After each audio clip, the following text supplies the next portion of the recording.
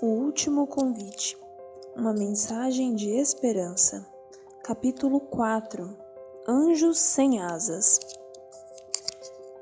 A vida é comunicação. As células se intercomunicam por sinais químicos e elétricos. As plantas se falam por meio de substâncias químicas que exalam no ar.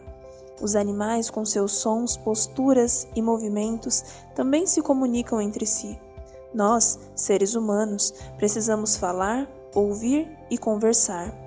Na era dos smartphones, talvez mais do que nunca, nosso cotidiano depende da comunicação. Vivemos na época conhecida como a Era da Informação. Porém, que utilidade a informação proporciona se não for comunicada? E o que dizer sobre a tarefa de encontrar a informação certa em meio a tantas mentiras e fake news? Diante de toda essa falta de informação, o livro de Apocalipse nos informa desde o início: bem-aventurado aquele que lê, e bem-aventurados aqueles que ouvem as palavras da profecia e guardam as coisas nelas escritas, pois o tempo está próximo. Apocalipse 1, verso 3. Deus se comunica conosco por intermédio da sua palavra. Somos abençoados não só ao ler e ouvir sua palavra, mas também ao guardar as coisas nelas escritas. E dentre as coisas escritas estão as 3 mensagens angélicas, que não só advertem quanto aos problemas que virão, como também nos mostram a única esperança a que podemos nos apegar. Comparando com o que está disponível em algumas redes e serviços de streaming, essas são mensagens que realmente necessitamos ouvir. A primeira delas começa com as seguintes palavras: Vi outro anjo voando pelo meio do céu. Apocalipse 14, 6. Quem é esse anjo? Tanto em hebraico quanto em grego, a palavra anjo significa mensageiro. Embora os anjos sejam seres sobrenaturais de outras partes do cosmos e venham com frequência trazer mensagens e informações para as transmitir ao povo de Deus, a Bíblia também aplica esse termo a mensageiros humanos.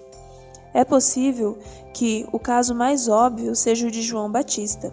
Em Mateus capítulo 11, no versos 9 e 10, o próprio Jesus, após fazer uma rápida descrição de João e chamá-lo não somente de profeta, mas de muito mais do que um profeta, citou o Antigo Testamento, Malaquias 3:1, dizendo: Eis que eu envio o meu mensageiro que preparará o caminho diante de mim. Jesus aplica esse texto a João, embora a palavra hebraica para mensageiro aqui seja a mesma usada em todo o Antigo Testamento para anjo, quando fazendo referência a esses seres sobrenaturais que, na maioria de suas aparições, trazem mensagens dos céus para a terra. Em outras palavras, tanto seres humanos como anjos são mensageiros de Deus. No caso do primeiro anjo, dada a natureza simbólica do livro de Apocalipse e o contexto que se segue de pregação ao mundo, o anjo é uma referência clara de mensageiros humanos, mas que possuem uma mensagem do céu. Ao longo de toda a Bíblia, podemos ver Deus usando pessoas para testemunhar ao mundo a seu respeito. Na grande comissão, Jesus disse: Portanto, vão e façam discípulos de todas as nações, batizando-os em nome do Pai, do Filho e do Espírito Santo, ensinando-os a guardar todas as coisas que tenho ordenado a vocês. E eis que eu estou com vocês todos os dias, até a consumação dos séculos.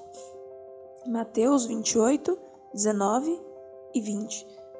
Ele direcionou essas palavras não a anjos, mas a seus discípulos, seus seguidores.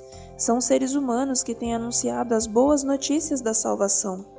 Da mesma forma, são pessoas que vão anunciar as 3 mensagens angélicas, as quais consistem em uma espécie de grande comissão contextualizada para os últimos dias. Além disso, o texto diz que João viu outro anjo, subentendendo que vieram anjos anteriores. O livro de Apocalipse abrange a história da igreja desde a primeira vinda de Jesus até a segunda.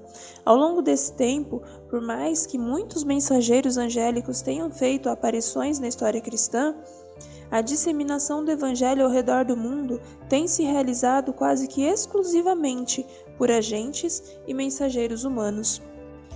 O que então esses anjos, mensageiros humanos, com uma mensagem do céu, têm a dizer que é tão importante e que pode nos dar esperança, apesar de vivermos neste mundo cada vez mais catastrófico?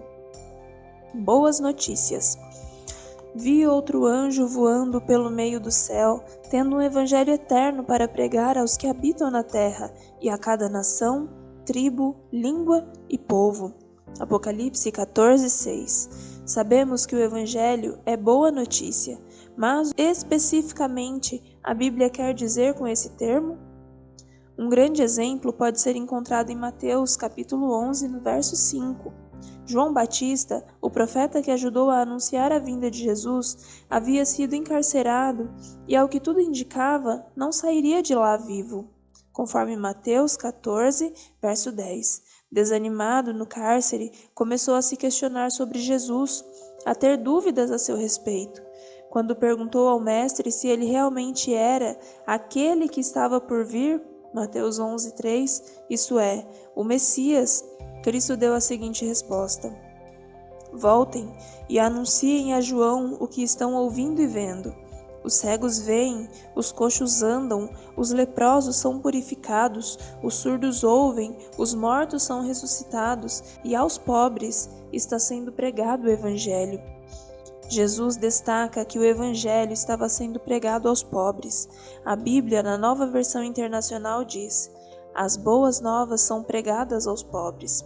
A notícia boa e cheia de esperança é sobre Jesus Cristo e sua vinda à Terra.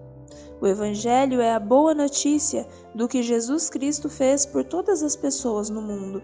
Mas, o que ele fez? Se houve um tempo em que todos necessitavam de uma boa notícia, esse tempo é agora, não é verdade? Então, qual é a boa notícia do Evangelho, o Evangelho eterno, da primeira mensagem angélica?